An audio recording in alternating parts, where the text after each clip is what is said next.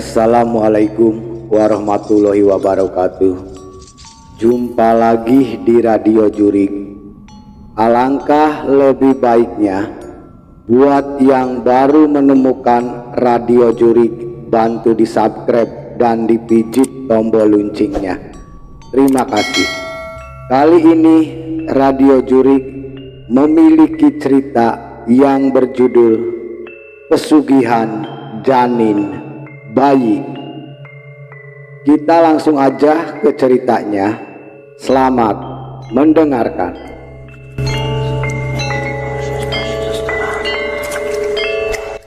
Mungkin ini adalah peristiwa yang sangat langka. Pasalnya, pelaku pesugihan model ini bisa memanfaatkan janin bayi dari seorang gadis yang masih perawan. Konon janin bayi tersebut adalah tumbal awal dari perjanjian dalam penarikan harta gaib. Meski sudah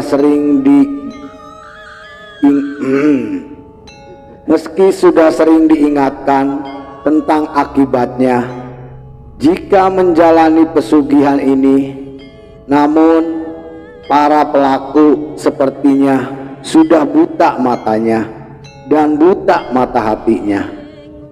Memang benar yang sering dikatakan banyak orang bahwa apapun bentuk dan tujuannya,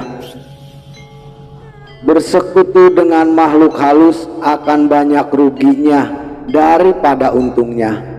Banyak faktor menjadi penyebab kenekadan seseorang melakukan persekutuan dengan makhluk halus dalam upaya memperkaya diri secara instan, padahal nyata-nyata telah dimengerti jika hal itu dikutuk oleh agama apapun. Alasan yang mereka kemukakan terkesan klise, yaitu terhimpit faktor ekonomi. Di samping itu, mereka juga merasa iri dengan keberadaan masyarakat di sekitarnya yang hidup bergelimang harta. Dalam kacamata Islam yang diyakini mampu menjadi rampu pencegah kenekadan melakukan persekutuan gaib demi terpuaskan urusan duniawinya, sudah sering didengungkan dalam segala bentuk dan syair. Akan tetapi kenyataannya justru hal tersebut banyak dipalingkan oleh sebagian orang, kadang juga dijadikan topeng semata agar bisa menutupi perbuatan kotor tersebut. Tragisnya demi hal itu, pengorbanan yang dipersembahkan yang bisa diminta adalah nyawa manusia juga mampu terpenuhi. Tidak peduli diri sendiri, istri, anak, ataupun orang lain yang masih ada hubungan sedarah. Sungguh tidak manusiawi, karena kenyataan ini tak beda dengan tindakan kejahatan, sebuah kejahatan pembunuhan yang terselubung. Sayang, untuk mengungkapkan buktinya susah didapat. Pasalnya, modus kejahatan yang terjadi dalam bungkus alam tidak kasat mata ini, pembuktian secara hukum sangatlah lemah. Persaingan tak kunjung selesai, keras dan penuh persaingan ketat. Itulah yang dialami inisial Kusmayadi. Kusmayadi, warga Kabupaten Karawang, Jawa Barat. Tentang kondisi kehidupannya, akhirnya pria ini berusia 40 tahun, kini hanya bisa menyesali hasil perbuatannya setelah harta yang paling berharga melayang dengan sia-sia. Bahkan kerasnya kehidupan nyaris membuat pria kelahiran 10 Oktober 1975 itu menjadi frustasi. Kusmayadi baru benar-benar menyadari keras dan ketatnya kehidupan, setelah lebih dari 2 tahun kesulitan mendapatkan pekerjaan. Sebenarnya ia sudah berusaha sebelumnya, termasuk rela meninggalkan kampung halaman untuk mengembara ke kota-kota besar. Berbagai macam perusahaan, baik yang berskala besar ataupun berskala kecil, telah didatangi oleh Haryadi, namun semuanya tidak membuahkan hasil. Padahal kala itu perusahaan yang didatanginya banyak yang sedang membutuhkan karyawan, tetapi dengan berbagai alasan lamarannya selalu ditolak. Menghadapi kenyataan seperti itu, akhirnya Kusmayadi memutuskan kembali pulang ke kampung halaman. Bahkan di sana sebagian besar hari-harinya dia isi dengan mencangkul, menggarap sawah orang lain, atau menjadi kuli bangunan. Yang penting hari itu bisa membawa hasil, meskipun tidak seperti yang diharapkan istrinya yang menunggu di rumah. Kira-kira setengah tahun tinggal di desa, Kusmayadi merasakan sangat prihatin dengan keadaan perekonomiannya di keluarganya. Karena itu pria berkulit gelap itu kemudian memutuskan untuk bekerja pada salah satu seorang tetangganya. Meski hanya bekerja di rumah industri rumahan, namun saya merasa senang karena bisa membuat dapur saya bisa ngebul, ujar putra kedua dari 3 bersaudara itu. Selama bekerja di perusahaan yang bergerak di bidang printing atau sablon kaos dan percetakan itu, etos dan cara kerja yang dia tunjukkan mampu membuat kagum pemiliknya. Hingga akhirnya dia pun dipercaya sebagai kepala bagian di CP tersebut. Namun kenaikan jabatan tersebut tak secara otomatis membuatnya merasa senang dalam menjalani pekerjaannya, tetapi justru sebaliknya. Berbagai cobaan menghantam dirinya sehingga mengusik konsentrasi kerja. Cobaan paling berat datang dari rekan-rekan sekerja yang iri atas pengangkatan dirinya sebagai kepala bagian. Dengan berbagai cara, kelompok pekerja tersebut berusaha merusak hubungan baik Kusmayadi dengan sang majikan. Meski isunya dan fitnahnya telah dihembuskan, kepercayaan sang majikan kepadanya tak kunjung luntur. Hal itu tentu saja semakin meningkatkan kegeraman mereka, hingga akhirnya di antara mereka ada yang menggunakan cara mistis.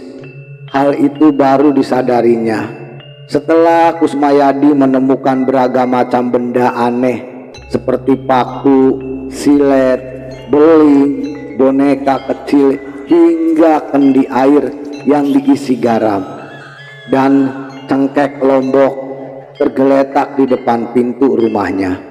Untungnya serangan-serangan gaib tersebut tak sampai mencelakakan Kusmayadi dan Sopiah istrinya. Menyadari persaingan semakin tak sehat, pria berwatak kalem itu mencoba mengajak berdamai para pekerja yang tak senang padanya. Akan tetapi dari langkah-langkah tersebut dia tidak menemukan jawabannya, sehingga akhirnya dia sendiri yang mengalah dengan memutuskan untuk mengundurkan diri dari pekerjaan tersebut.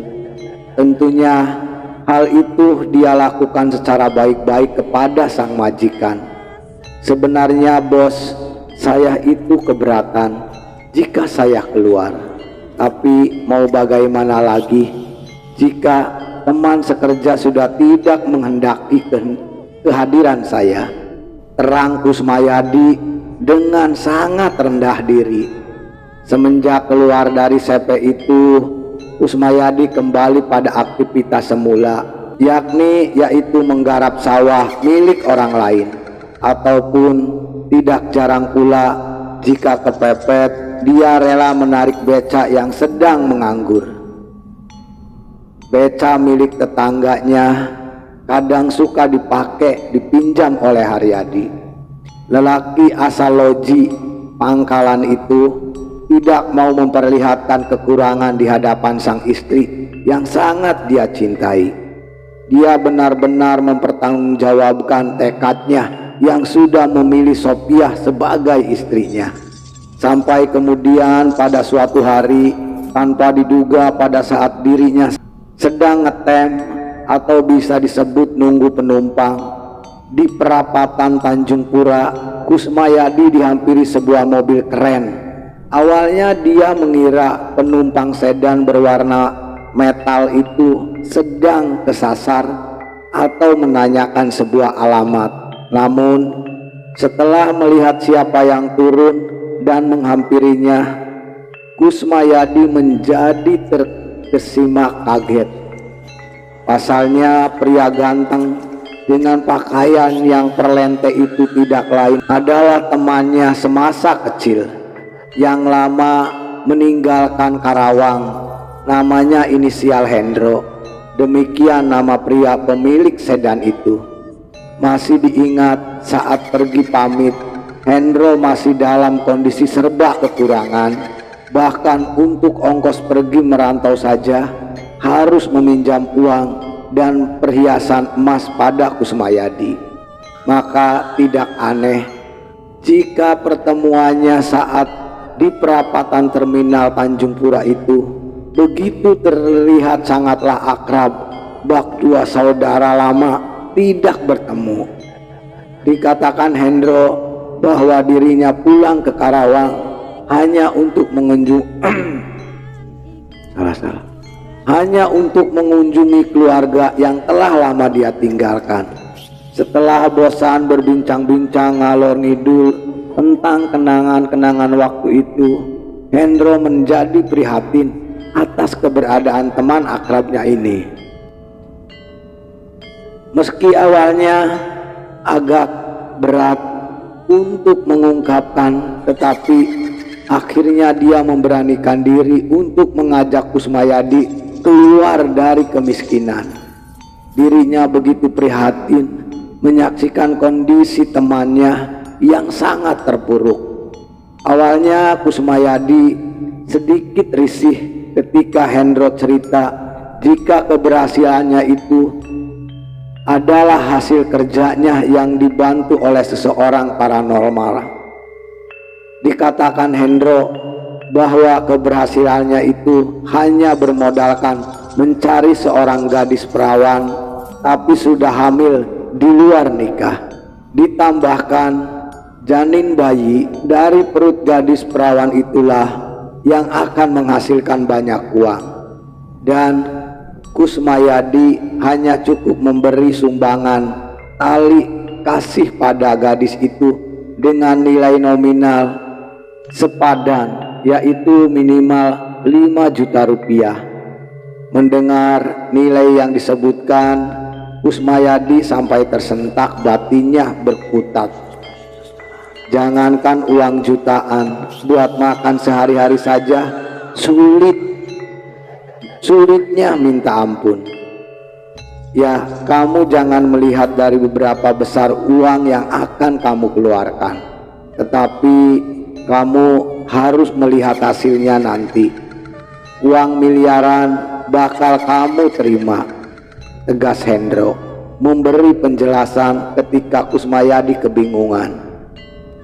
Mendapat tawaran demikian, Kusmayadi tak langsung memberikan jawaban. Dirinya memilih mempertimbangkannya lebih dulu.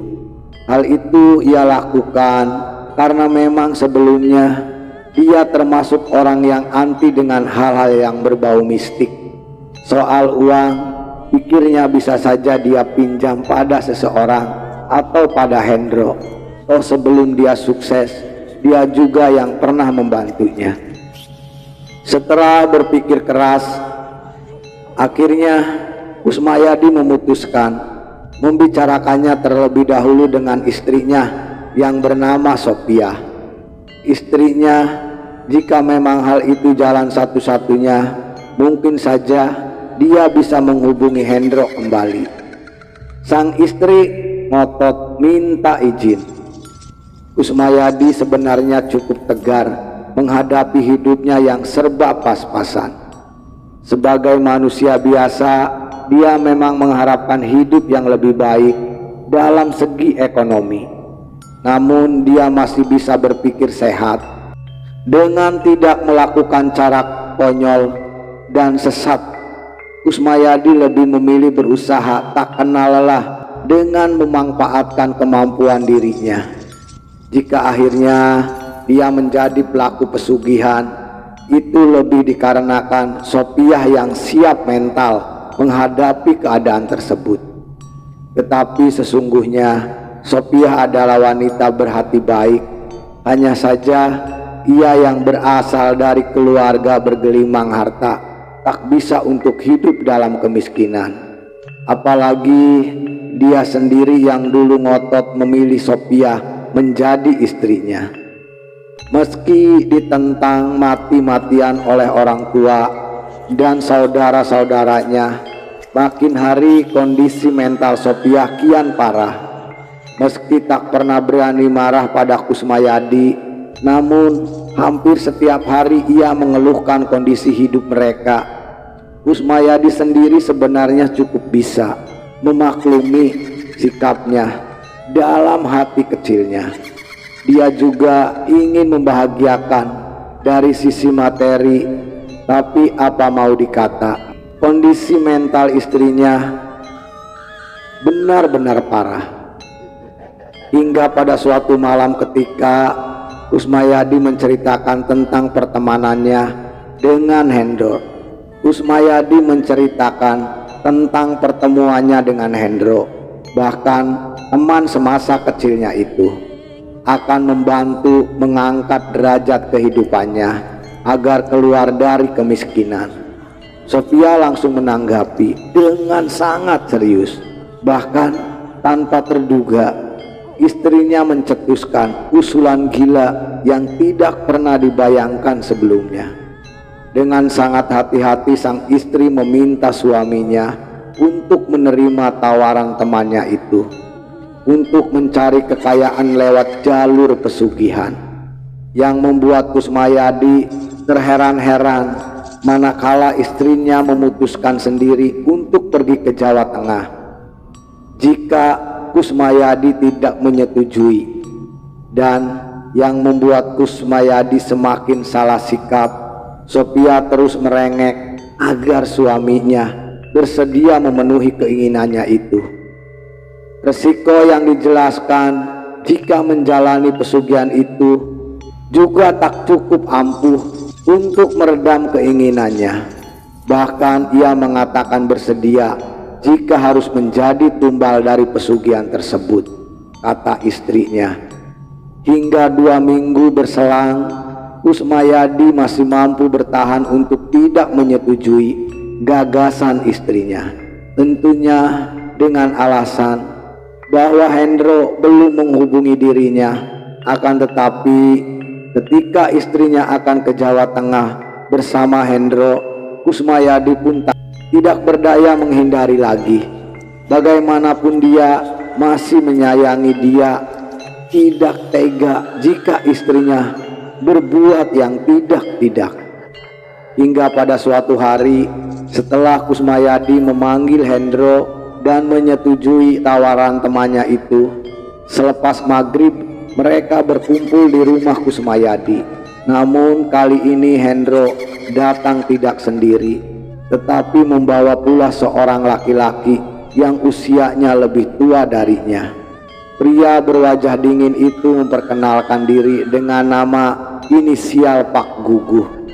Kusmayadi tidak begitu tahu jelas apa maksud Hendro membawa lelaki yang tak dikenalnya. Dalam perjalanan mereka, Kusmayadi dan istrinya pun tak mau tahu urusan orang tersebut. Yang jelas begitu semua persyaratan ritual dan perlengkapan segala kebutuhan selama perjalanan telah dipersiapkan. Keempatnya berangkat menuju ke Jawa Tengah. Usai menempuh perjalanan selama hampir 1 malam, sedan mewah yang disetir Hendro dan Aplusan dengan Kusmayadi pun akhirnya sampai di Jawa Tengah.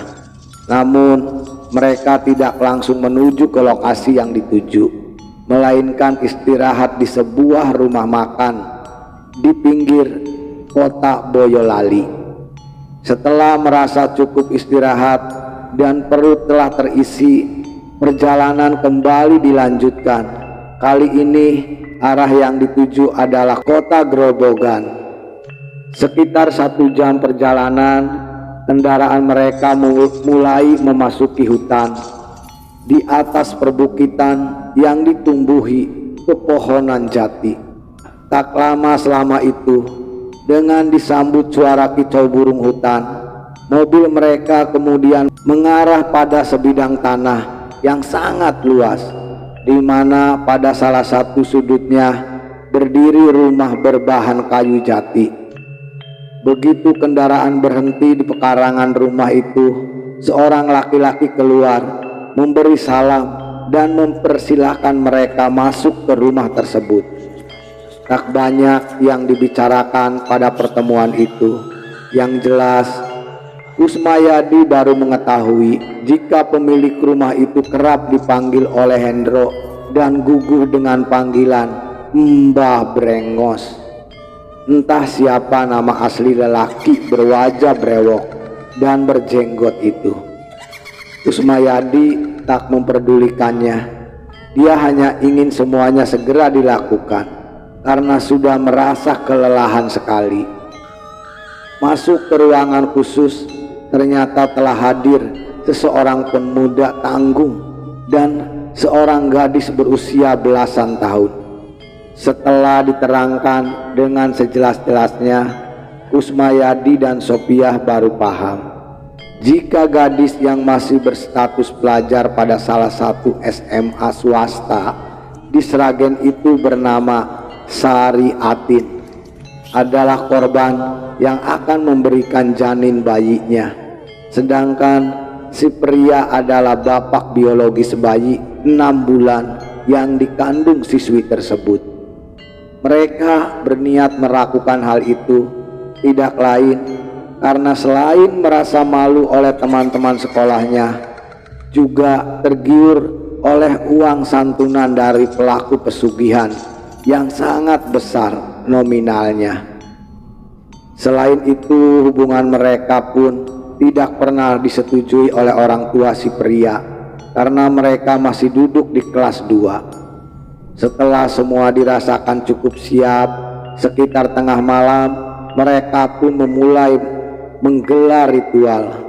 Diawali dengan membakar dupa, kemudian menyiapkan segala persyaratan ritual dengan menyediakan bunga kantil, bunga melati, minyak serimpi, minyak misik, binatang yuyu sejenis kepiting, kendi, tempat air yang telah dicampur kembang telon, kain kapan 1 meter, bantal guling, kapas tusuk jarum, 3 buah dadu, benang antuk berwarna merah, serta beberapa lembar uang ratus ribu.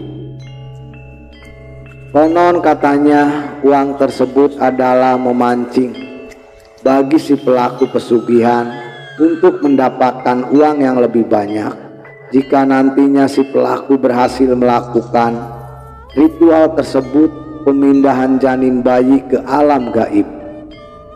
Mbah Brengos dengan sabar mengarahkan Sari Atin agar duduk bersemedi dengan alas kain kapan tak jauh dari sebuah ranjang kecil yang berkelambu kumal, sementara Guguh, Hendro, dan Kusmayadi hanya diperbolehkan mengawasi dari tempat yang agak jauh. Selanjutnya Mbah Brengos yang duduk di hadapan Sri Atin, mulutnya mulai komat kamit membaca mantra untuk mengontak penghuni gaib hutan bukit tersebut. Sementara itu, anehnya Kusmayadi tidak mengerti dengan apa yang dibaca Mbah Brengos. Dia lebih memilih membaca surat Al-Fatihah dan ayat-ayat lain demi mengusir rasa takutnya yang menjalar malam itu. Akan tetapi apa yang dilakukan Kusmayadi ternyata diketahui oleh Mbah Brengos. Itulah sebabnya kemudian dia diusir dari ruangan khusus tersebut, meninggalkan Sopiah yang duduk semedi tak jauh dari Sari Atin. Hampir setengah jam berselang, mulai terjadi perubahan di sekitar tempat mereka melakukan ritual pengambilan janin bayi. Mula-mula angin menghembuskan lembut sehingga membuat Sopiah yang duduk bersemedi menjadi ngantuk. Namun tak lama kemudian ia menjadi tersentak, manakala angin berganti menjadi kencang, dan hampir bersamaan tampak sosok bayangan hitam pekat mirip bocah telanjang muncul dari atas ranjang kecil. Sosok bayangan hitam itu langsung turun dengan mulut mengeluarkan suara merengek layaknya bocah manja yang minta digendong. Sosok itu lantas mendekati tubuh Sopiah. Sopiah yang sejak tadi melototi bayangan hitam bocah itu hampir berteriak keras, manakala sosok tersebut tiba-tiba saja duduk di pangkuan Sopiah. Akan tetapi saat itu Sopiah sama sekali tidak merasakan kaki dan kedua tangannya menyentuh sosok tersebut. Mbah Brengos yang menyaksikan hal itu lantas dengan gerakan isyarat menyuruh Sopiah untuk diam. Sopiah pun menurut. Setelah lama berada dalam pangkuan Sopiah, sosok bayangan bocah itu kemudian perlahan lenyap. Tak lama berselang dari lenyapnya sosok bayangan mirip tuyul itu, ujian kedua pun menyusul. Kala itu sebuah bayangan kereta kencana datang entah dari mana, lalu berhenti tepat di atas ranjang tempat munculnya sosok bayangan bocah.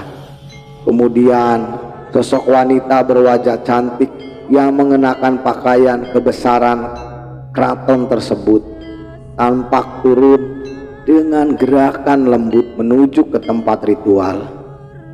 Kemudian berdiri dekat mereka. Tak lama setelahnya sosok itu lantas mengarahkan tangannya menunjuk ke arah Sopiah. Selanjutnya peristiwa gaib kembali datang menguji Sopiah. Secara tiba-tiba angin yang semula kencang kemudian sedikit demi sedikit mereda. Akan tetapi kali ini muncul gulungan asap putih dari atas langit-langit kamar. Dari asap putih itulah kemudian keluar sosok tinggi besar. Penampilannya menyiratkan wibawanya yang amat kuat. Sosok tersebut terlihat membawa beberapa tumpukan uang dalam jumlah yang banyak.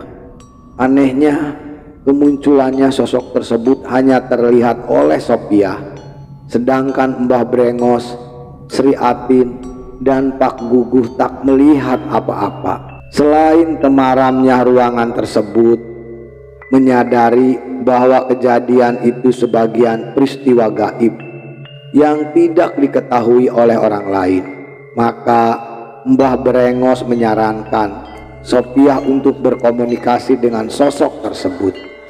Meski masih dilanda kebingungan, Sopiah akhirnya mengikuti saran tersebut. Ia berjalan perlahan menghampiri sosok gaib tersebut. Hasil dari perbincangan lintas dimensi, Sopiah mengetahui bahwa sosok di hadapannya adalah sosok pengawal alam gaib yang bertugas sebagai pembawa harta persugihan. Seorang kepercayaan Nyai Ratu Lanjar yang penguasa pantai utara.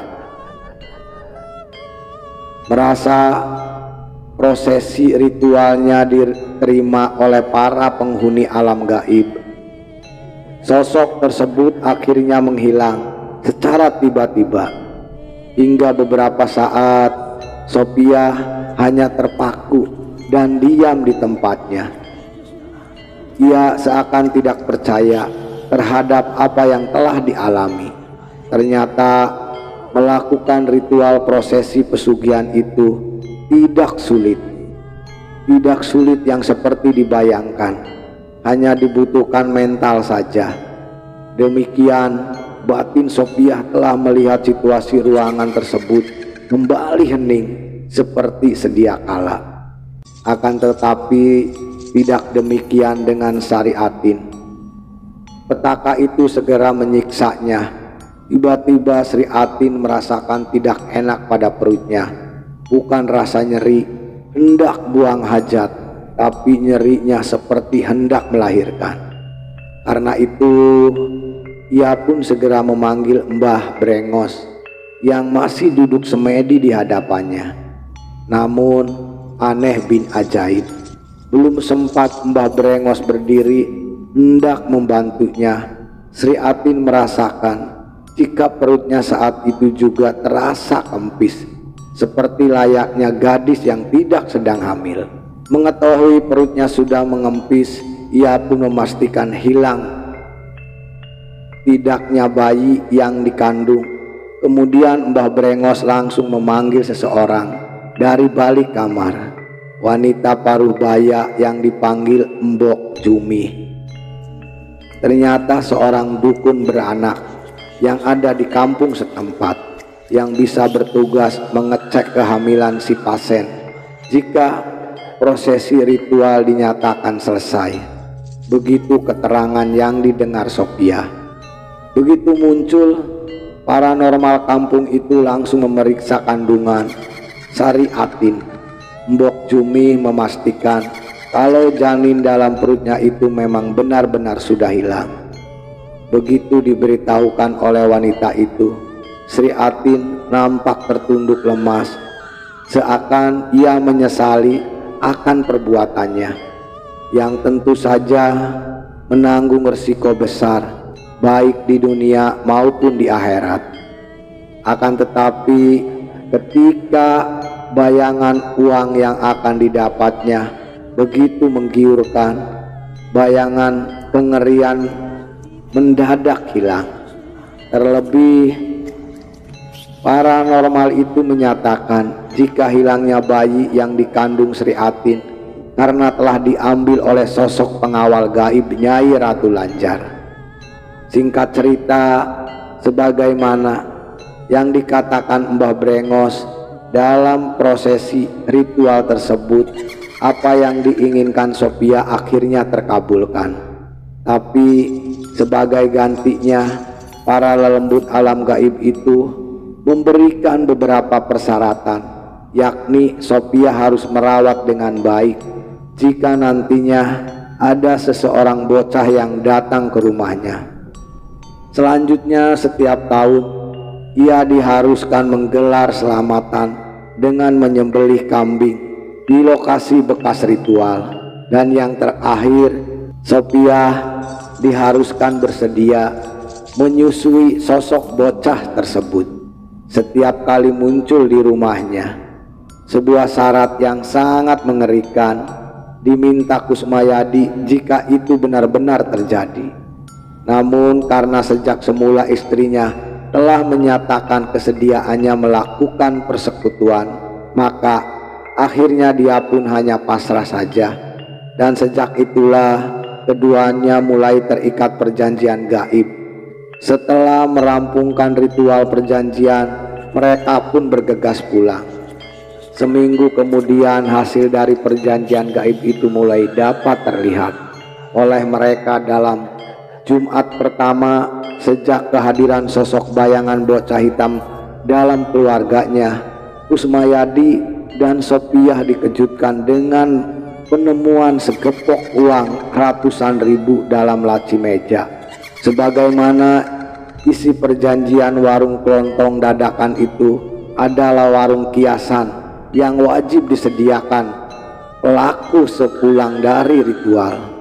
Selain itu juga bisa diartikan sebagai pengalih perhatian para tetangga jika mereka adalah penganut pesugihan, dan di minggu-minggu berikutnya mendapatkan melimpah hingga dalam 1 bulan pertama total uang gaibnya sudah mencapai ratusan juta rupiah. Melihat tumpukan uang sebegitu banyaknya, Sophia sangat bahagia dari hasil tersebut. Pertama-tama yang dibelinya adalah perabotan rumah tangga yang sangat mewah serta bermacam perhiasan, dan waktu berikutnya ganti kebutuhan lain yang dibeli seperti sebidang tanah di luar kota, beberapa hektar sawah yang juga di luar kota. Hanya saja meski sesudah berjalan 1 tahun, Kusmayadi tidak berani untuk membangun rumah baru atau membeli kendaraan anyar model baru. Untuk warawiri mereka cukup mengendarai mobil yang dibelinya setengah pakai saja. Itu semata-mata untuk menjaga agar para tetangga tidak curiga. Jadi kalau sampai bisa membangun rumah yang mewah, para tetangga pasti langsung kasak kusuk. Wajar saja jika Sophia begitu menikmati hasil tersebut, sebab selama itu dialah yang harus rela menyusui sosok bocah siluman tersebut. Setiap kali hadir di antara mereka itu sudah menjadi perjanjian gaib mereka dengan makhluk halus mirip tuyul tersebut. Dan perjanjian lainnya pun kerap mereka lakukan hampir setiap tahun untuk pergi ke kawasan hutan di atas bukit di Kabupaten Grobogan untuk menggelar selamatan. Hingga akhirnya menjelang pagi di tahun ketiga mereka mengikat perjanjian gaib. Kusmayadi menemukan istrinya terkulai sangat lemas di atas kursi goyang dalam kondisi tubuh sangat mengenaskan. Tubuhnya tampak mengering dan keriput, sementara napasnya tersengal-sengal, sangat lemah. Khawatir terjadi apa-apa, Kusmayadi membawanya ke rumah sakit. Namun baru saja sampai di sana, sebelum sempat mendapatkan perawatan dokter, nyawa sang istri tak tertolong lagi. Akhirnya ia menghembuskan napas terakhir saat dibawa ke ruang ICU. Seketika Kusmayadi pun menjerit histeris, menyesali segala perbuatannya dengan membantu istrinya melakukan persekongkolan dengan makhluk halus. Bahkan di saat pemandian jenazah, sebenarnya banyak pihak keluarga yang menanyakan kematian mendadak Sophia, terlebih setelah melihat tubuhnya yang keriput. Namun sejauh itu Kusmayadi hanya mengatakan bila dirinya tidak mengetahui penyebabnya, terlebih jika istrinya mengidap penyakit gawat. Beberapa hari berselang, barulah Kusmayadi mendapatkan jawaban atas misteri kematian tersebut. Menurut paranormal yang dulu mengantarkan mereka ke Grobogan, kematian Sophia adalah akibatnya istrinya yang terlalu lama menyusui sosok bocah siluman yang mereka pelihara. Sebab katanya sejatinya yang diisap bocah siluman itu bukanlah air susu, melainkan darah Sophia. Akibatnya lambat laun tubuh Sophia menjadi kering karena kehabisan banyak darah. Kini Kusmayadi hidup sendiri di usianya yang lebih dari 50 tahun. Hidupnya pun kembali seperti semula, serba pas-pasan, tanpa anak ataupun tanpa istri. Karena selama berumah tangga dengan Sophia, mereka belum diberikan momongan. Ditemui saat menarik ojek pria yang akrab dipanggil Kang Odi itu, mengisahkan pengalamannya pada penulis. Itulah Mas, kenapa saya selalu menekankan bila ada orang yang berniat mencari kekayaan dengan cara tidak sehat, apalagi dengan cara bersekutu dengan makhluk halus, saya selalu menekankan mereka untuk tidak melakukannya. Biarlah pengalaman ini cukup saya saja yang jadi korban, dan semoga pengalaman hidup yang pahit ini bisa menjadi peringatan bagi banyak orang betapa berbahayanya dunia pesugihan itu. Demikianlah Kusmayadi mengakhiri kisah pengalaman sejatinya. Beberapa waktu lalu, begitu mengetahui banyak korban penjualan janin bayi untuk pesugihan, khususnya di Pulau Jawa dan Sumatera. Selesai. Itulah cerita pesugihan janin bayi. Semoga cerita ini bisa bermanfaat dan bisa menjadi pengalaman buat teman Radio Jurig semuanya, bahwa yang namanya pesugihan itu mencari uang secara instan sangat berbahaya untuk kita semua. Terima kasih buat teman Radio Jurig semuanya yang sudah mengikuti cerita Radio Jurig. Alangkah lebih baiknya sebelum meninggalkan Radio Jurig, bantu di subscribe dan dipijit tombol loncengnya. Terima kasih. Buat teman Radio Jurig, kami mengucapkan selamat beraktivitas dan tetap semangat. Hantu itu ada.